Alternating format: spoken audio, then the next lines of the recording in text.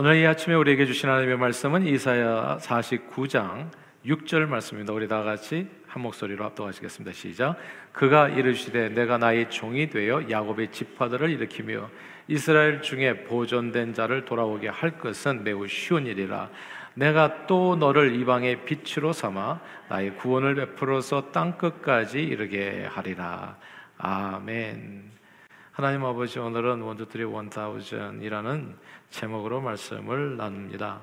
성령 하나님, 말씀 가운데 함께해 주시고 꼭 우리에게 들려줄 말씀, 우리 마음에 잘 받을 수 있게 역사해 주셔서 예수님께서 주님의 몸된 교회 주신 대위임 명령에 순종하여서 북한 선교와 원투쓰리 원타우전 세계 선교 비전에 헌신하여 많은 영혼들을 주님 앞으로 인도하고 주님을 영화롭게 하는 일에 존귀하게 쓰임받는 저희 모두가 되도록 축복해 주옵소서. 예수 그리스도 이름으로 간절히 기도합니다. 아멘. 1993년에 개봉해서 당시 모든 사람들에게 큰 충격을 준 영화가 있습니다. 스티븐 스필버그 감독의 쉰들러 리스트입니다. 이 영화는 독일 나치 치하에서 자기 이익을 위해서, 원래는 돈 벌 목적으로 이제 유대인들을 고용한 독일인 사업가 오스카 쉰들러가 돈을 버는 대신에 나중에 마음의 신경의 변화를 일으켜서 약 1100명에 달하는 유대인들을 구하게 된다는 엄청 감동적인 이야기죠. 오래전 영화였음에도 불구하고 제게도 충격이 적지 않아서 그 영화의 마지막 장면이 아직까지도 선명하게 제 마음에 떠오릅니다. 이 쉰들러 공장에서 일하는 바람에 나치 치하에서 죽음을 면하고 자유로운 몸을 얻게 된 유대인들이 자기들이 가진 이제 이 금빛발을 녹여서 만든 반지를 쉰들러에게 선물로 주는 그런 장면이지요. 그때 쉰들러는 그 반지를 붙들고 눈물을 흘립니다. 자기가 소유한 여기 있는 자동차를 보면서 이 자동차를 팔았더라면 10명을 더 구원했을 텐데, 자기가 나치 배치 항상 금으로 만든 거라고 하더라고요. 금으로 만든 그 나치 배치를 팔았다면은 적어도 1명, 2명은 더 구원했을 텐데, 그렇게 통곡을 합니다.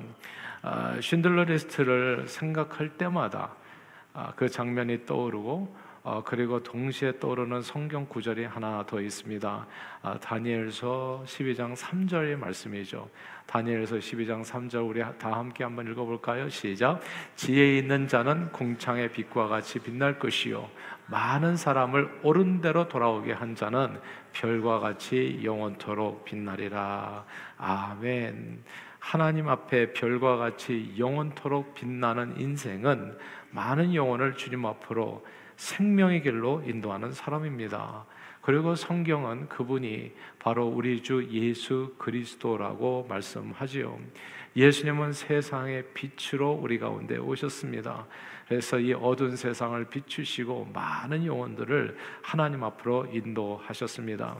잃어버린 영혼을 구원하는 것이 예수님께서 이 땅에 오신 삶의 목적이었고, 그분이 평생 감당하셨던 사명, 미션이었습니다. 그리고 예수님은 영혼 구원의 사명을 본인이 충만하게 감당하시고 부활 승천하시면서 그 사명을 가지고 가신 것이 아니라 그 사명을 제자들에게, 그리고 자신의 몸된 교회에 맡기셨습니다. 부탁하셨지요.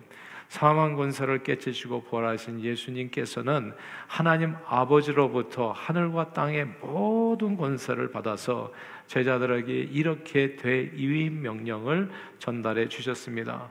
너희는 가서 모든 족속으로 제자를 삼아 아버지와 아들과 성령의 이름으로 세례를 베풀고 내가 너희에게 분부한 이 모든 것을 가르쳐 지키게 하라 말씀하셨습니다. 그러므로 예수 그리스도의 몸된 교회의 존재 목적과 사명, 미션은 오직 하나입니다.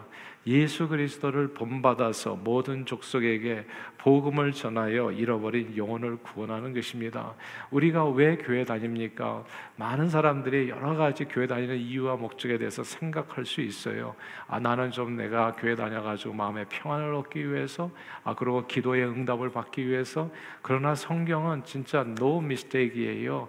확실하게 클리어 컷으로 우리에게 얘기해 주는 것이 교회로 우리가 모였을 때 교회 공동체, 이게 예수님의 몸이라고 얘기하잖아요. 이 교회 공동체의 존재 목적이 무엇인가? 그것은 예수님이 이 땅에 오셨던 목적과 똑같은 것인데, 그것은 모든 족속에게 복음을 전하여 잃어버린 영혼을 구원하는 것. 너희는 모여서 예배하고 은혜 받은 대로 정말 하나님의 축복을 받은 그대로 감사하고 감격한 그 마음을 가지고 땅끝까지 이르러서 이 복음을 전하라. 그것이 주님의 몸된 교회에 주신 사명이요 또 목적인 겁니다. 그것이 또 오늘 본문의 말씀이기도 해요. 우리 이사야서 49장 6절 말씀을 다시 한번 읽어볼까요? 이사야서 49장 6절입니다. 시작. 그가 이르시되 내가 나의 종이 되어 야곱의 지파들을 일으키며 이스라엘 중에 보존된 자를 돌아오게 할 것은 매우 쉬운 일이라. 내가 또 너를 이방의 빛으로 삼아 나의 구원을 베풀어서 땅끝까지 이르게 하리라. 아멘. 이 말씀에서요, 너라고 나오잖아요. 네가 이스라엘 중에 보존된 자를 돌아오게 하고 내가 너를 이방의 빛으로 삼아 나의 구원을 베풀어 땅끝까지 이르게 하리라. 여기에서 너는 메시아 그리스도를 의미한다는 해석이 있고요. 그리고 동시에 또 이 말씀을 받는 남유다 백성이라고 해석할 수도 있습니다. 그러나 오늘 본문은 구약시대 이사야 선지자가 누구에게 한 얘기인가요? 남유다 백성들에게 전해준 하나님의 말씀입니다. 이 말씀을 통해서 우리는 남유다 백성들에게 크게 두 가지 사명이 주어졌다는 것을 보게 됩니다. 첫째는 민족 복음화예요.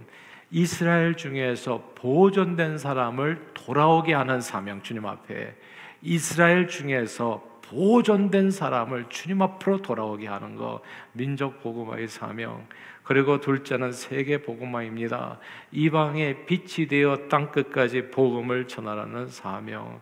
그래서 이사야 선지자를 통해서 남유다 백성에게 하나님께서 다시금 그들이 왜 신앙 공동체로 하나님의 백성으로서 제사장 나라로 삼아 주었는지, 내가 너희를 왜 선택했는지, 왜 함께 모여서 이렇게 하나님 나라를 위해서 살게 하셨는지, 그 목적에 대해서, 사명에 대해서 다시금 이사야 선지자를 통해서 확실하게 이야기해 주는 것이, 너희는 민족 복음화와 세계 복음화의 사명을 띠고 너희가 이 땅에 존재하는 것이다. 이 사명을 분명히 그들에게 전달해 준 겁니다. 이사야 선지자가 활동할 무렵의 시기는 북이스라엘이 아수르 제국에 공격당해서 나라가 망하는 그런 상태였습니다. 북이스라엘은 우상숭배와 하나님의 말씀에 대한 불순종으로 인해 하나님의 심판을 받아서 아수르 제국의 나라가 망하고 백성들은 온 세상으로 흩어져 가지요. 그래서 10지파가 그렇게 사라졌다 이렇게 되는 거거든요.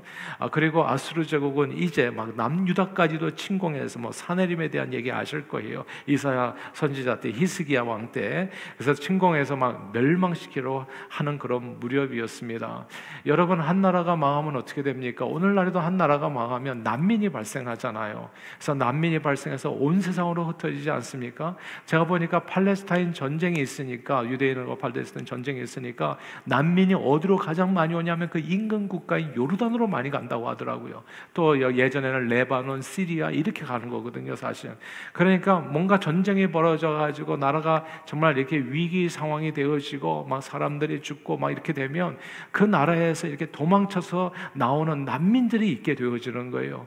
그러니까 북이스라엘이 아수르에게 멸망당하니까 어떻게 되겠어요? 그 난민들이 어디로 와요? 가장 가까운 나라인 남유다로 몰려오지 않았겠습니까? 이 난민 문제가 지금도 어렵지만 옛날에도 결코 쉬운 문제는 아니었을 거예요. 난민들이 오는 게 무슨 재산을 가지고 오는 겁니까? 도망쳐서 나오니까 입만 가지고 오는 거잖아요. 받아들이지만은 그 사람들을 어디에다 수용하고 어떻게 또 먹게 살게 하고 함께 더불어 살아야 되는지 이런 문제들이 적지 않게 이 남유다에 있었을 거예요. 물론 같은 언어를 사용하고 같은 민족이기 때문에 좀 다른 나라보다는 수월할 수 있었을지 모르지만 워낙 오랫동안 남과 북이 나뉘어져서 너무나 서로 다른 환경 속에서 한 200여 년 이상 이렇게 나눠져가지고 너무나 다른 환경 속에서 그렇게 살아왔기 때문에 북이스라엘 사람들이 남유다에 정착하는 게 어디 쉬웠겠습니까? 쉽지 않았을 거예요. 특히 북이스라엘 사람들은 종교적으로 남유다의 사람들과 신앙생활이 좀 많이 달랐거든요. 매우 힘들어하게 됐어요.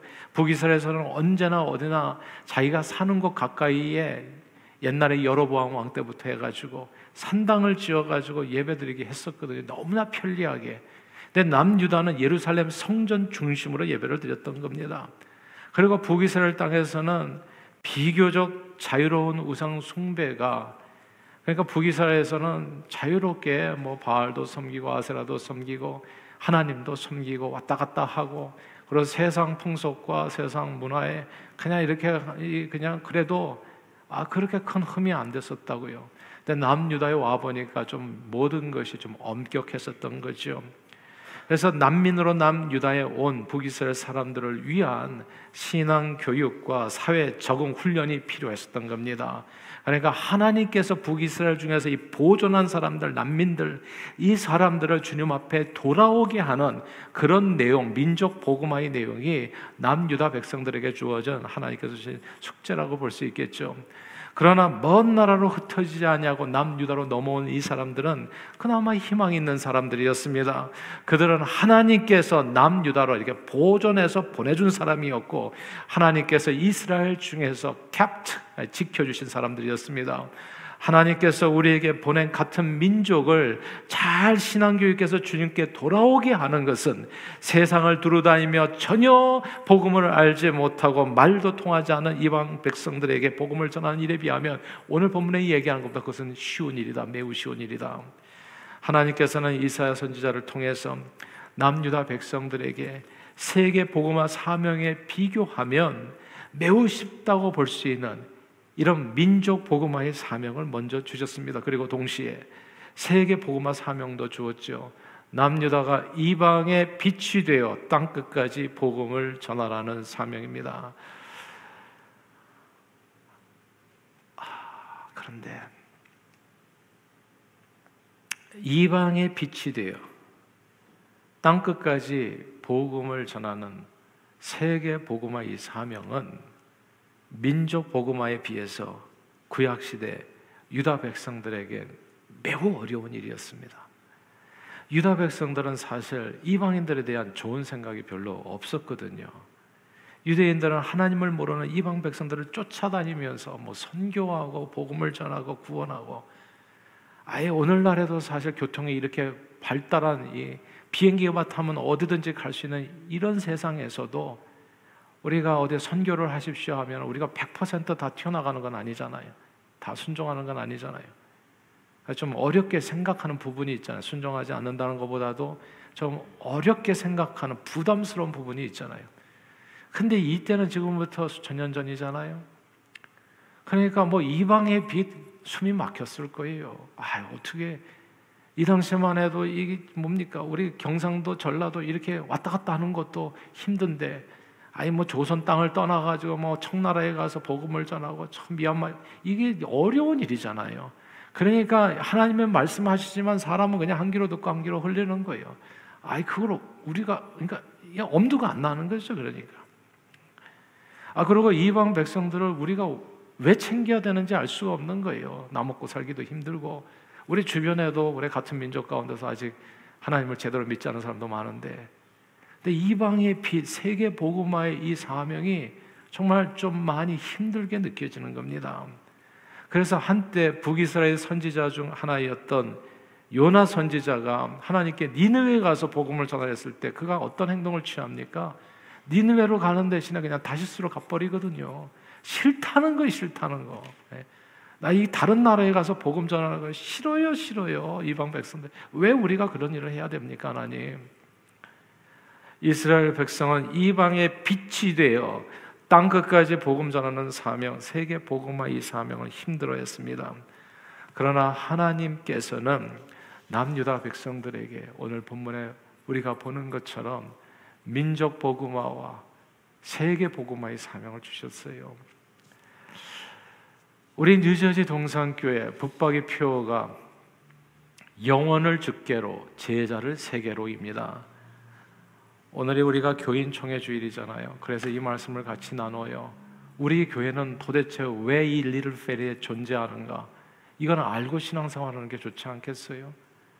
저와 여러분들이 몸담고 있는 이 교회, 하나님께서 주신 이 교회 존재의 목적, 우리가 나가는 방향, 영혼을 주께로 제자를 세계로입니다. 우리 교회의 존재 목적은 잃어버린 영혼을 주께로 인도하고, 그러니까 우리가 새 생명 훈련원 등등이 있어서 계속 복음을 전하려고 애를 쓰잖아요. 그래서 복음을 전해서 주님 앞에 온 사람들을 양육하고, 그래서 풍요로운 삶, 작은 목자의 삶, 그 외에 또 성경, 또 통독, 이런저런 방법으로 계속 복음으로 또 말씀으로 양육하고, 그래서 제자를 삼아, 거기까지가 아니죠. 그 제자된 사람들을 예수님께서 주신 대위임 명령에 따라서 왜 우리가 교회로 존재하는지, 잃어버린 영혼 구원을 위해서 온 세상에 파송하는 겁니다. 영혼을 주께로, 제자를 세계로 보내는 것이죠. 이 목적을 이루기 위해서 구체적인 우리 교회 비전 선언문, 크게 두 가지입니다. 혹시 아시는 분 계세요? 저희 교회 홈페이지에 들어가면 그대로 이제 비전 선언문이 나오는데, 거기에 비전 선언문은 목적 선언문에 좀 더 구체적으로 어떤 일을 하기를 원하는지 약간 핀포인트 해가지고 설명한 내용이 비전 선언문이에요. 그 비전 선언문이 크게 두 가지로 되어 있습니다. 첫째가 민족 복음화고, 둘째가 세계 복음화예요. 민족 복음화가 북한 선교입니다. 북한 선교는 우리 교회에서 지금까지, 우리가 북한 선교 비전을 가지고 있다는 것을 또 이렇게 아시는 분이 별로 없을지도 몰라요. 왜냐하면 우리가 액티브하게 지금까지 어떤 북한 선교에 대해서 액션을 취한 것이 별로 없었기 때문이지요. 지금까지 우리는 그러나 매일 새벽마다 항상 모일 때마다 북한에 주님의 몸된 교회가 세워지는 날이 곧 오게 해주세요, 북한이 열리게 해주시고 복음 통일이 이루어지게 해달라고 계속 기도해 왔습니다. 사실 기도만 해왔다고 해도 과언이 아니에요. 왜냐하면 그동안 미국에 있는 우리 같은 한인교회가 북한 선교를 할 수 있는 특별한 방법을 찾지 못했기 때문입니다.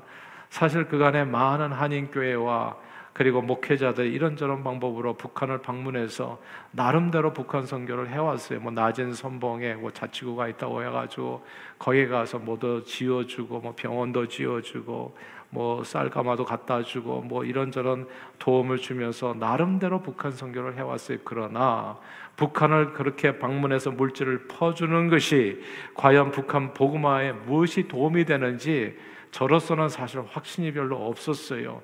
북한 정권을 모르면 모르기 때문에도 할 수 있다고 하지만 우리가 공산주의 독재 1인 독재 너무너무 잘 알거든요. 그러니까 오히려 우리의 도움이 참으로 어이없게도 기독교인들을 옥에 잡아 가두고 학대하는 북한의 김일성 독재 체제를 유지하는 데 사용될 수 있다는 우려가 솔직히 저에게는 있었어요. 그리고 실제로 많은 기독교인들이 도움이 사악한 북한 정권을 경고히 하는데 쓰임받기도 했습니다. 그러니까 이게 해야 되는지 말아야 되는지, 어떻게 무엇을 할 수 있는지 알 수가 없어요. 꿈은 있는데 어떻게 도와야 되는지. 그래서 오랫동안 기도밖에 할 수 없었는데 그때 하나님께서 일하셨습니다. 북한의 김일성이 죽은 1994년 이후로 약 3년간 여러 가지 자연재해와 경제 위기로 고난의 행군이 시작됐잖아요. 1996년부터 1999년까지 이 고난의 행군이 시작하면서 그 기간에 북한 주민들은 정말 먹을 양식이 없어서 적게는, 숫자가 지금 사람마다 엄청 다른데 적게는 수십만 명이 죽었다, 굶어 죽었다고요. 진짜 슬픈 일 아닙니까? 근데 또 많게는 200만 명까지 숫자를 생각하는 사람도 있어요. 그런데 이 고난의 행군 기간에 놀라운 일이 벌어졌잖아요. 북한 땅에만 갇혀서 살던, 다른 나라를 모르잖아요. 그래서 그 사람들이 북한 땅에서만 살면서 그냥 북한 정권에서 얘기해주는 그 세상 소식만 듣고, 그냥 미국에도 굶어 죽어가는 사람들이 너무 많고 남한에도 그렇게 많다는 얘기만 듣고 그렇게 갇혀서 살았던 사람들이 먹고 살기 위해서 먹을 것이 없으니까 압록강과 두만강을 넘어서 무려 30만 명이나 탈북을 하게 된 겁니다. 그냥 먹고 살기 위해서, 북한 정권이 싫어서가 아니라 김일성 독재 정권에 무슨 반발이 아니라 굶어 죽으니까 어차피 여기서도 죽고 나가서 죽는데 소문에 듣지 않으니까 저 연변에만 나가도, 저 중국 만주 땅에만 가도 먹을 것이 있다. 그러니까 먹고 살기 위해서 그렇게 탈북을 하게 된 겁니다. 그리고 약 절반가량은 다시 좀 뭐 이렇게 또 먹을 것을 구해서 북한 땅으로 다시 돌아갔지만 10만 명 이상이 이런저런 이유로 중국 땅에 남아 살게 된 거예요. 중국 땅에 10만 명 이상의 탈북민들이 살아가고 있습니다. 여기서 나왔을 때 그냥 혈혈단신 몸만 가지고 나왔기 때문에 그 국경지대에서 잘못된 인신매매당에 잡혀가지고 그래서 자식을 농촌으로 팔려간 그런 북한 주민들이 많은 거예요. 10만 명이 여러분. 그리고 그들 가운데 정말 하나님의 은혜로 남한으로 넘어오신 분들이 계세요. 그 비욘드 유토피아라고 하는 영화는 꼭 보세요. 다큐멘터리 영화인데 이 영화입니다. 이게 탈북 과정을 갖다가 보여주는 거예요. 어떻게 압록강 도만강에서부터 산에 숨어 있다가 어떻게 중간에 연결해가지고 선교사님 잘 이게 운이 좋은 사람이죠. 사실 10만 명 중에서 몇 사람. 예. 그래서 연결해가지고 저 중국 본토를 지나가지고 저 남쪽 베트남, 라오스 통해가지고 태국까지 어떻게 도망치는지 그 먼 거리를 중국 공안들의 눈을 피해서 이 내용이 이제 다큐멘터리 미국에서도 상영됐었습니다. 근데 이 사람들이 이렇게 남한으로 넘어온 사람들이 있는 거예요. 현재 남한에 약 3만 명 이상의 탈북민들이 살고 계십니다. 북한 주민이 2,500만 명 정도 된다고 하잖아요. 3만 명이라고 한다면 북한 주민 1,000명당 1명이 남한에 살고 있는 겁니다. 남한에 들어오신 탈북민들은 구약시대 북이스라엘과 남유다처럼 오랜 세월 남북으로 갈리어 서로 다른 환경 속에서 살아왔었기 때문에 비록 언어와 외모가 비슷하다고 할지라도 남한에 적응하여 사는데 큰 어려움을 겪게 됩니다. 북한 사람들은 평생 거의 늘 배급받아 사는데 익숙해 있었는데 그런 탈북민들에게 경쟁적인 자본주의 사회에서의 삶은 쉽지 않습니다. 탈북민들은 정착금을 주잖아요. 남한에서 정착금 순식간에 탕진해버리고 배급받듯이 받아가지고 다 써버리고 또 직장 생활을 잘 못하니까 기술이 있어요, 하는 게 있어요. 그러니까 직장 생활 잘 못하니까 가난을 벗어나기가 힘들게 되는 겁니다. 게다가 북한이나 중국에 자기 가족을 다 두고 혼자 남한에 와서 사는 사람은 극심한 외로움과 정신적인 고통 속에 시달려 살아갑니다. 젊은이들은 범죄 유혹에 쉽게 빠지기도 하고요. 그러므로 이런 탈북민들을 위해서 저와 여러분들이 할 수 있는 일이 꽤 있습니다. 해야만 하는 일들이 있고요. 우리가 이 북이스라엘에서 난민으로 남유다에 온 그 사람들을 돌아오게 하는 게 하나님께서 주신 사명이었거든요. 남유다 백성, 이게 그때 그 상황이라고요. 우리가 직접 북한 땅에 가서 북한 사람들에게 복음을 전할 수는 없지만 하나님께서 북한 사람들 중에서 보존하신 사람들, 이렇게 보내신 사람들, 그 사람들을 주님께 돌아오게 하는 것은 오늘 성경이 얘기하잖아요. 비교적 매우 쉬운 일일 거다, 너희들에게. 저는 우리 동산교회가 앞으로 더욱 열심을 품고 하나님께서 우리에게 보내주신 탈북민들을 주의 사랑으로 섬길 수 있게 되기를 바랍니다. 내년 2월 19일과 20일, 내년 2월 19일과 20일 월요일, 화요일 북한 선교 컨퍼런스가 이곳 뉴저지에서 열립니다. 캘린더에 마크해 두시고 마음에 두셔서 꼭 하나님의 음성을 잘, 신앙생활은요 나 기분 좋자고 하는 게 아니라 이미 주님께서 주신 은혜가 너무 커요.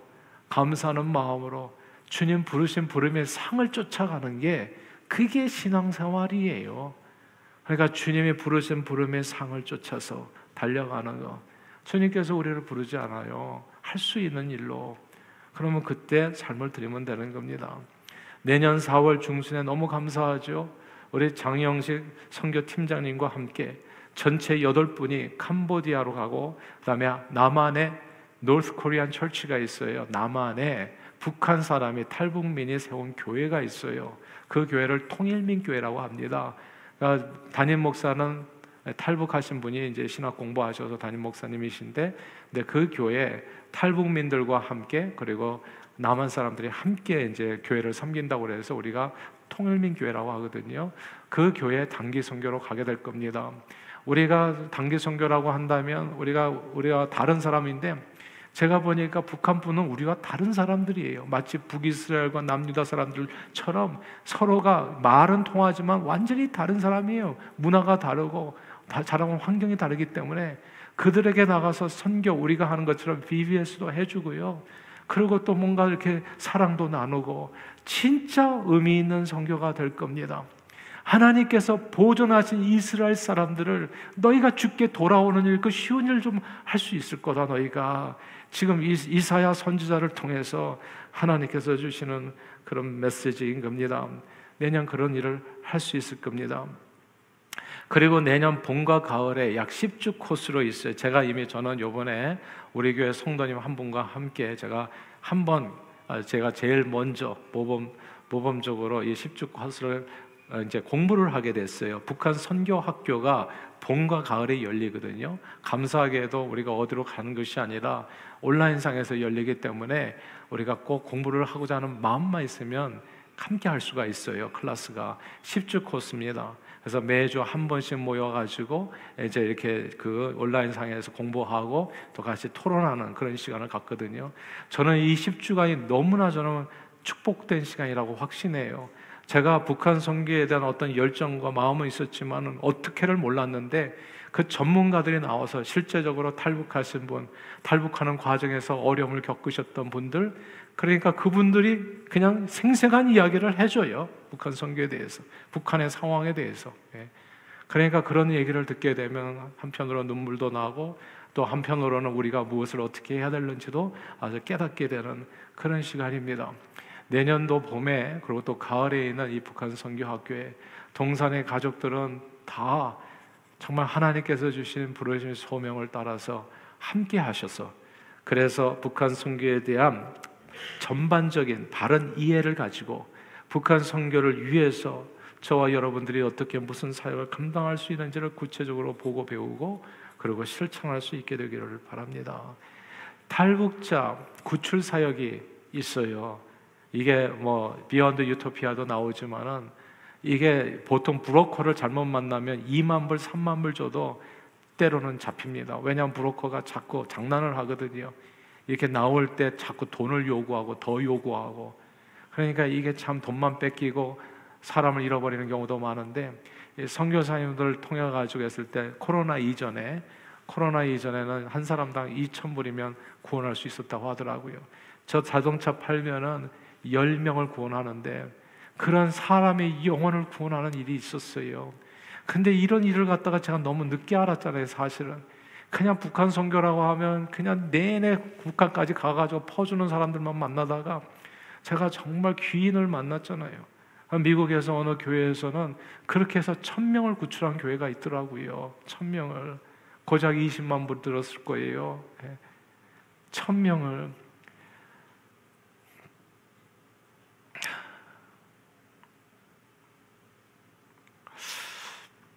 하나님께서는 북한에 보면 또 인신매매단에 팔려가신 많은 분들이 있어요. 시골의 농촌에 한족.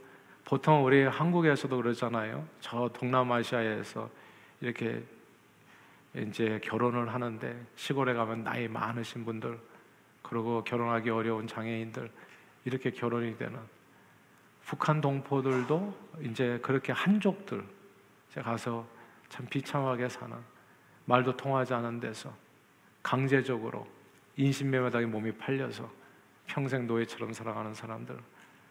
근데 그분들에게 복음을 전하면 다 눈물을 흘리면서 받아들여요. 왜냐하면 아무도 찾아오는 사람이 없거든요. 북한에서는 오히려 탈북했다고 그러면 나라에 대한 배신자로 찍혀가지고 다시 돌아오자면 몽둥이로 맞고 또 완전히 또 처참해지거든요. 그러니까 오갈 데 없는 사람들이 있는 거예요. 10만 명이나. 그리고 그 자녀들까지 하면 시간이 지나면 지날수록 더 많아지는 거죠. 할 일이 많습니다, 여러분. 하나님께서는 남한교회와 우리 교회와 같이 디아스포라 한인 교회들이 북한 사람들 중에 하나님이 보존하신 분들을 주님 앞으로 인도하기를 원하십니다. 민족 복음화 사명이에요. 오늘 이사야 선지자의 말씀에 따르면 이건 쉬운 일이라, 매우 쉬운 일이라. 그러므로 주님 주신 민족 복음화 명령에 따라 북한 선교에 구체적으로 동참해서 주님께서 보내주신 영혼들을 잘 섬겨 영혼 구원의 풍성한 열매를 맺는 데 존귀하게 쓰임받는 저 여러분들이 다 되시기를 주님의 이름으로 축원합니다. 두 번째로 우리 교회의 비전은, 우리는 동산교회는 왜 여기 존재하는가? 1, 2, 3, 1000 세계 복음화 비전입니다. 1, 2, 3, 1000은 1, 2, 3대가 함께, 그래서 저희 교회는 EM으로 나눠지고, 이게 아니에요. 오늘도 같이 EM 같이 예배드려 너무 감사하고요. 우리 자녀들 다 찾아오실 수 있기를 바라요. 저는 흩어질 이유가 없어요. 선교로 우리가 목표를 정하면 우리가 왜 EM교회, 회원교회로 나눠집니까? 함께하는 게 훨씬 더 선교에는 유리한데. 그래서 1, 2, 3대 함께하기를 원해요. 1, 2, 3대가 다 선교적 소명에 붙들림 받아서 5대양 6대주의 1,000개 이상의 현지인 교회를 세우는 비전입니다. 선교의 실제적인 열매는 현지인 교회를 세우는 거거든요. 현지 교회가 세워지면 그 교회를 통해서 지역 복음화가 그 현지인들을 통해서 자연스럽게 이루어지기 때문에 그렇습니다. 현재까지 저희 교회를 통해서 해외에 많은 교회, 여러 교회들이 세워졌죠.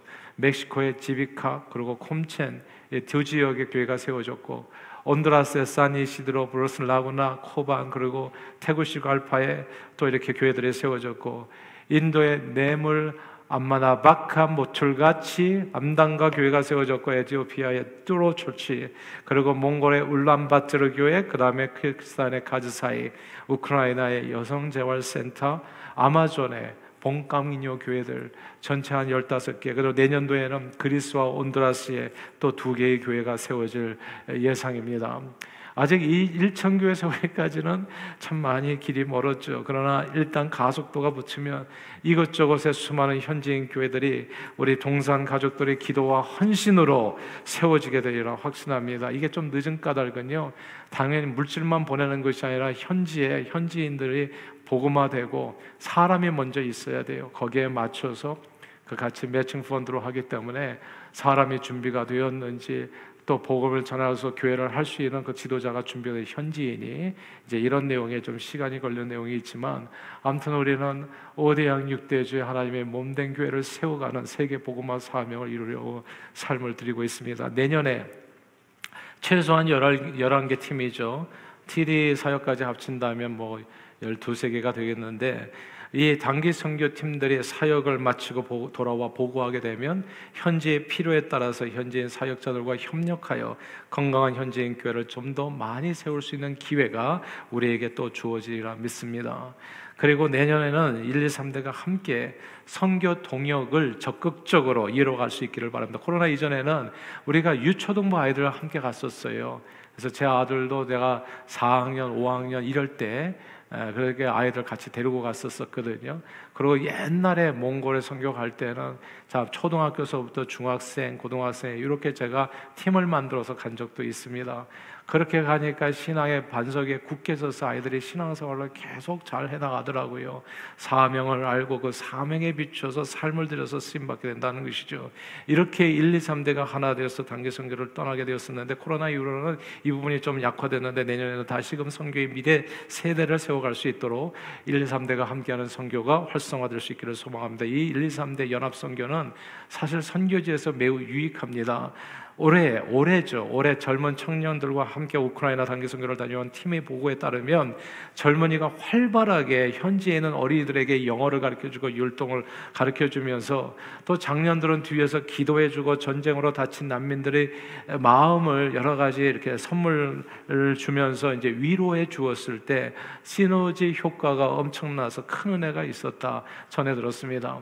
또한 올해 뉴욕 시라큐스 난민 선교에 다녀온 팀은 1, 2, 3대가 함께 미국에 들어온 난민 아이들이 있거든요. 난민 어린이들을 복음으로 섬기게 되어졌을 때 선교 비전 안에서 우리가 서로 또 하나 되고 가족 전체가 신앙 안에서 굳게 세워지는 은혜가 있었다고 보고했습니다. 아무쪼록 내년에는 예수님께서 주신 이 세계 복음화를 명령을 따라서 1, 2, 3대가 함께 5대양 6대주의 1,000교회를 세워가는 꿈을 이뤄가는 우리 동산가족 모두 되시기를 주님의 이름으로 축복합니다. 하나님 앞에서 별과 같이 빛나는 인생은 많은 영혼을 주님 앞으로 인도하는 사람입니다. 성경은 그분이 바로 우리 주 예수 그리스도라고 말씀하지요. 예수님은 이방에 빛이셨습니다. 많은 영혼들을 주님 앞으로 인도하는 일에 사명으로 알고 그렇게 사셨지요.